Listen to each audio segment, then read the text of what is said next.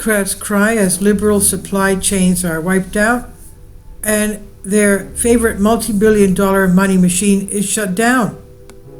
Michael Snyder reports, how much power would you have if you had a great money machine that showered your political allies and political causes that you favor with tens of billions of dollars every year?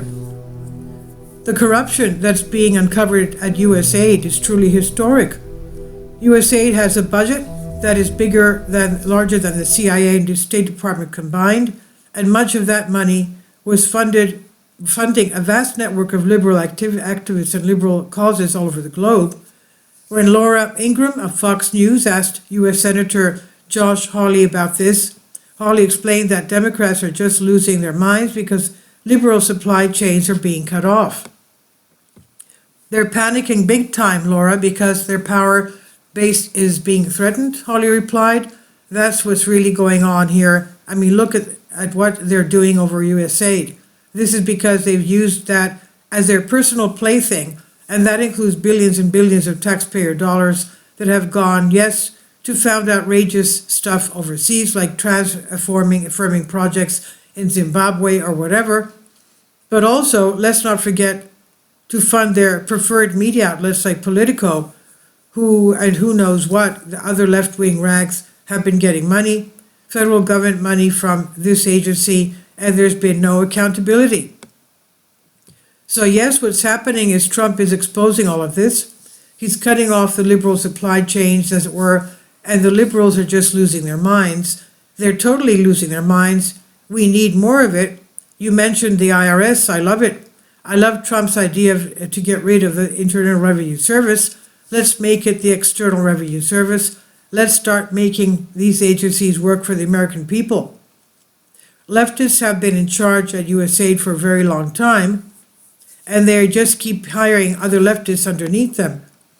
Ultimately, it became one enormous tangle web of left-wing activists that were overly advancing the interests of the Democratic Party.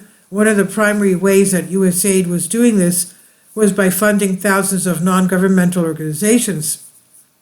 And according to the State Department, there are approximately 1.5 million non-governmental organizations in the USA today. Approximately 1.5 billion NGOs operate in the US. These NGOs undertake a wide array of activities, including political advocacy on issues such as foreign policy, elections, the environment, healthcare, women's rights, economic development, and many other issues. Non-governmental organizations are not supposed to make a profit, but those that run them, those that sit on their boards, and those that are employed by them often make exceedingly large salaries. This is one of the ways that the Democrat operatives and campaign donors are rewarded. They are often given cushy, high-paid jobs with NGOs that are funded lavishly by our tax dollars. In turn, those operatives and donors keep giving big money to Democratic candidates because they want to keep the gravy train rolling. It's being reported that the majority of all USAID programs are being implemented by NGOs.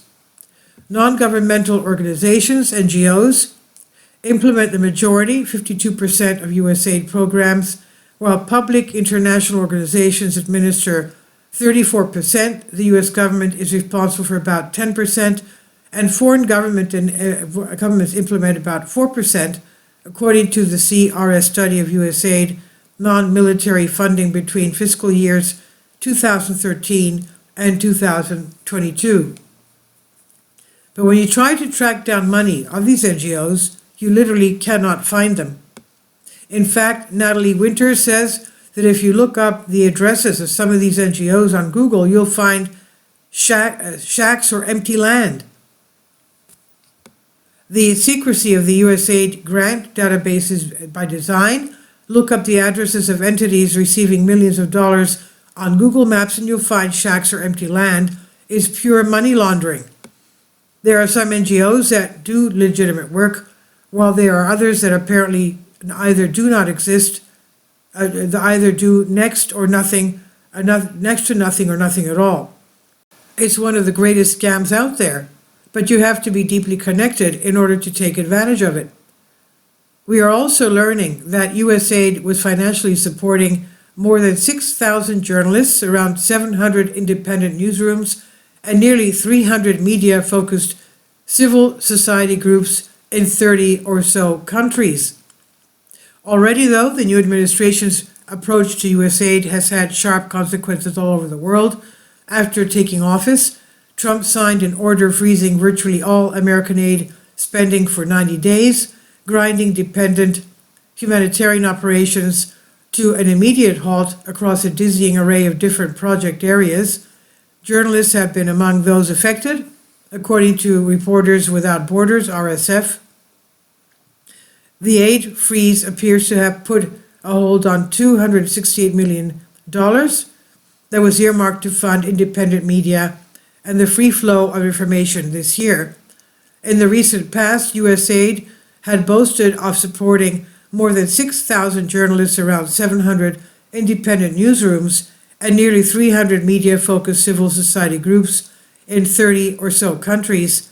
And yet, RSF notes the full impact of the freeze is hard to measure, since many recipients are hesitant to draw attention for fear of risking long-term funding or coming under political attacks. And this is why so many news outlets all over the world sound the same. It's because they were all being funded by the same source. The level of corruption that's been revealed is absolutely staggering.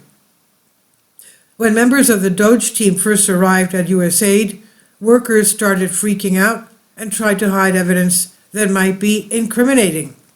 Contractor Christina Dry, who is employed by USAID, described to ABC News a scene reminiscent of the kind of mad scramble historically witnessed when a corrupt government has fallen and officials are desperately trying to get rid of evidence of wrongdoing. Dry described USAID employees taking down pride flags and removing books that she felt might be incriminating, as well as how no one was talking as Doge team members began their review of the operations of the agency that sends billions of taxpayer dollars abroad for a variety of reasons, ranging from disaster relief to funding regime change.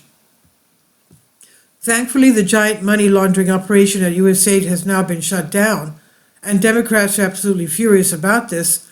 Their multi-billion-dollar money machine is gone, and they are not going to be able to replace it anytime soon. This is by Michael Snyder on End of the American Dream. Please leave your comments, and thank you for your support. This is by Michael Snyder, and about the author. Michael Snyder's new book entitled Why is available on paperback and for Kindle on Amazon. He's also written 8 other books that are available on Amazon, including Chaos, End Times, 70 Apocalypse, Lost Prophecies of the Future of America, The Beginning of the End, and Living a Life That Really Matters. When you purchase any of Michael's books, you help to support the work that he's doing. You can also get his articles by email as soon as he publishes them by subscribing to his Substack newsletter. Michael has published thousands of articles on the Economic Collapse blog, End of the American Dream, and the Most Important News, and he's always freely and happily allowed others to republish those articles on their own websites. These are such troubled times and people need hope. John 3:16 tells us about the hope that God has given us through Jesus Christ. For God so loved the world that he gave his only begotten Son, that whosoever believeth in him should not perish but have everlasting life. If you have not already done so, we strongly urge you to invite Jesus Christ to be your Lord and Savior today. Support my Patreon account. The daily posts are 5 videos daily, and they are totally different from what I have on my YouTube channel. Thank you so much for your support and that you find all my content so interesting. You'll find the Patreon account details in the description box below.